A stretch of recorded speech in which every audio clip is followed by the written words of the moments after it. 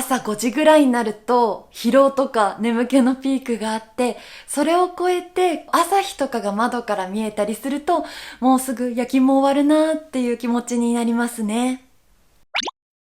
皆さんこんにちは。看護師のしきです。今日は看護師の一日のお仕事夜勤編をお送りしますね。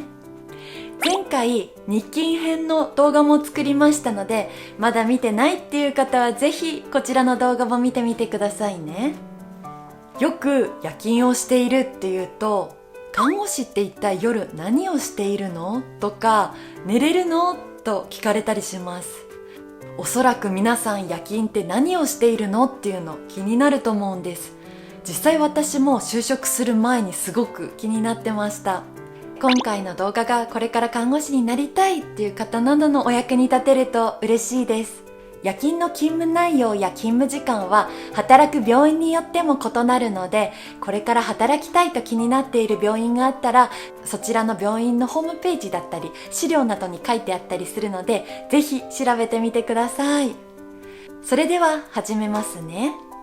まずですね、4時半に勤務開始ということで、4時半にナースステーションに到着と言いたいところなんですが日勤のところでもお話ししたんですけど、まず情報収集っていうものがあります。情報収集は患者さんの大切な情報を把握するために必要なお仕事です。患者さんの状態はどうかなということであったり、どういう指示が出てるか、例えば薬だったり点滴だったり、いろんな指示が出てるので、それを確認する必要があります。トイレ歩行に付き添う患者さんであったりとか、点滴の更新がある患者さん、あと夜勤ならではなんですけど、早朝に飲む薬、起床時飲む薬などもあるので、そういうのに漏れがないように全部勤務開始前に調べます。夜勤は日勤に比べて働く看護師のスタッフが減るので、その分担当する患者さんが増えるんです。なのでだいたい人にもよるとは思うんですけど、1時間前くらいかなに出勤したりしてますね。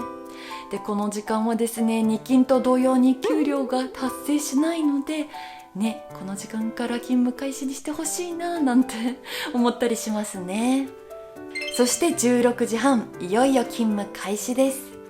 市長さんやその日のリーダーさんから、その働く夜勤スタッフ全員に知っておいた方がいいこと、そういう情報の共有が行われます。そして日勤さんからの申し送りです。日中の状態で変わったことはなかったかなということだったり、日勤に引き続き夜間も気をつけてみててねっていう注意することであったりとか、あと先生の指示で変わったことがあったら、そういうことなどを教えてもらいますね。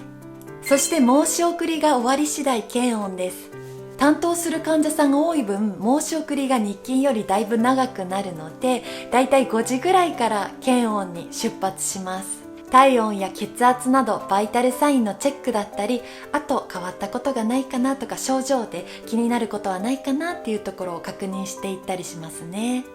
この時間が消灯前に患者さん一人一人とコミュニケーションを取れる時間なので、私にとってはすごく大事な時間ですね。日勤編の動画でもお話ししたんですが、患者さんにご挨拶に行った時に、担当がしきさんだと嬉しいって言っていただけるとすごく嬉しかったりとか、しきさんだと夜安心して眠れるとか言っていただくとやる気が出ますね。あと、例えばなんですけど、翌日手術だったりとか、心臓カテーテルの検査とかがある場合は、やっぱり夜ってどうしても不安になっちゃうと思うので、何か心配なことはないですかとお話ししたりしますね。で、この検温なんですが、患者さんとコミュニケーションを取りつつ、あと異常とか何か変わったことはないかなっていうのを確認しつつ、晩ご飯前の食前薬だったり、あと血糖測定、インスリン注射だったり、点滴なども回って、患者さんの食事の時間がだいたい6時ぐらいから始まりますね。6時に配膳がどんどん始まっていくので、食事のセッティングですねが必要な患者さんがいらっしゃれば、そちらの準備であったりとか、あと食事の介助が必要な患者さんがいらっしゃったら食事の介助などをしていきますね。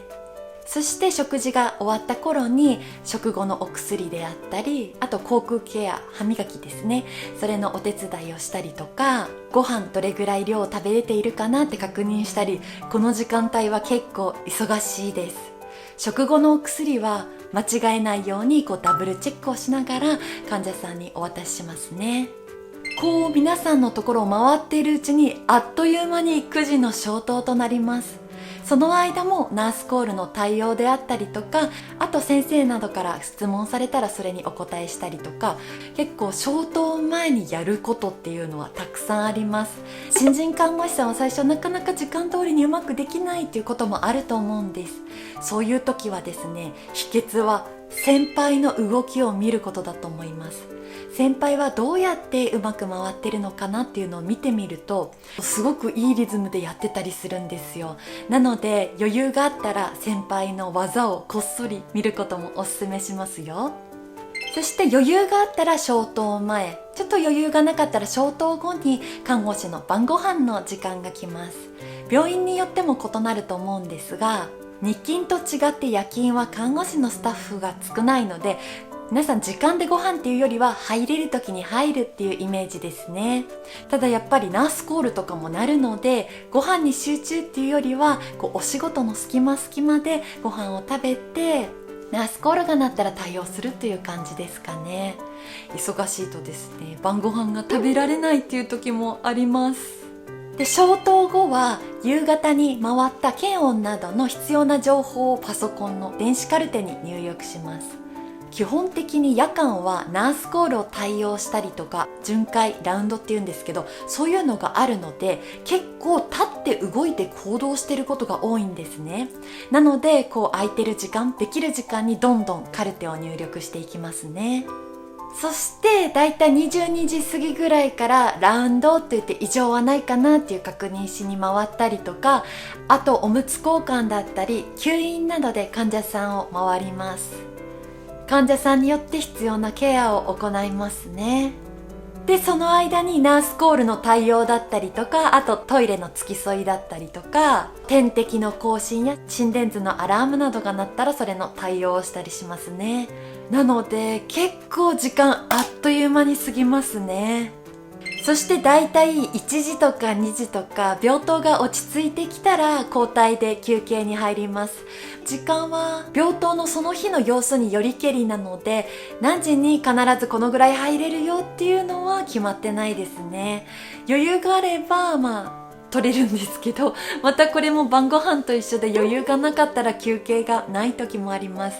忙しくて例えば20分なら休憩に入れるよってなった時に、20分だと仮眠しちゃうと起きれなさそうということで、そういう時は休憩室で漫画を読んだりしてますね。あんまり短すぎたら私は寝ない派で、でも人によってはその短い時間でもしっかりと目つぶるっていう人もいますし、人それぞれのその夜勤の仮眠のパターンがあるようです。で、その夜の休憩を交代などしたり、あとラウンドですね、回って患者さんに異常はないかなとか、体操とかおむつ交換とかして、で、だいたい5時ぐらいになると疲れっていうんですかね、眠気っていうんですかね、そういうのが一気に来てちょっと疲れちゃうんですけど、回ってるうちに窓から朝日とかが見えると、あとちょっと終わりだ、頑張ろうっていう気持ちになりますね。そして6時になると患者さんの起床の時間になるので、また検温に回ったりとか、あとお薬だったり点滴だったりとか、全ての患者さん回りますね。この時間に患者さんに指揮さんが担当だったから安心して眠れたとか言っていただくとすごく嬉しかったりしますね。で、8時頃から朝ごはんが始まるので、また夜と同じように、その時間に間に合うように食前薬を配ったりとか、あと食事の食べるためのセッティング、食事会場などやっていくうちに、もうあっという間にこの時は時間が過ぎていきますね。だいたいその時間になると日勤さんとかも来るので、あとちょっとだって励まされたりとか、あとすごく大変な夜とかは仲いい看護師のスタッフが来たら、聞いてよとか言って、大変だったけど頑張ったよとかお話ししたりとか、あと逆に顔すごいよ、夜大変だったんでしょとか言われたり、ちょっとおしゃべりしたりしますね。あと採血の指示とかもあったりするので、本当にこの時間はやることがたくさんありますね。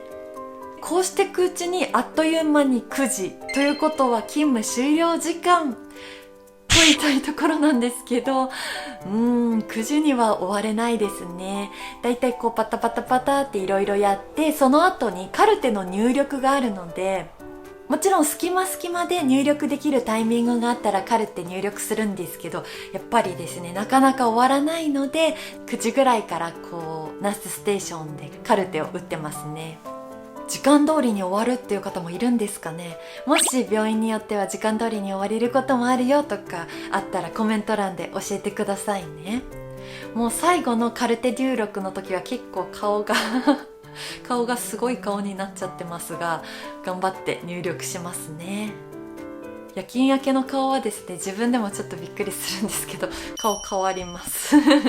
ちょっと残念な感じになりますあとすごい忙しかったら逆になんかこう皆さんテンション高くて、みんなで乗り越えられてよかったねとかお話したりしますね。で、夜勤が終わった後外に出るとですね、太陽をすごく眩しく感じて、その時に終わったなっていう感じになりますね。夜勤はだいたいこんな感じです。人によっては夜勤でなかなかこう体力とか夜勤が合わないっていう方もいますし、私は逆に夜勤が好きで、っていうのも午前中寝ていられるのが結構幸せなタイプなんですよ。朝早く起きるのが苦手なので、夜勤があるからこうなんとか日記も頑張れるっていう感じなので、夜勤がこう合う合わないとか結構人それぞれ分かれますね。皆さん、夜勤のお仕事を聞いてどう思いましたか？ぜひコメント欄で感想を教えてくださいね。あと他にも自分の病院だとこうだよっていうのがあったらぜひコメント欄に書いてくださいね。それでは今日の動画は以上となります。今回の夜勤のお仕事紹介、役に立ったよという方はぜひグッドボタンとチャンネル登録よろしくお願いします。あと SNS、Twitter、インスタ、TikTok もやっておりますのでぜひフォローしてくださいね。それでは皆さん、また次の動画でお会いしましょう。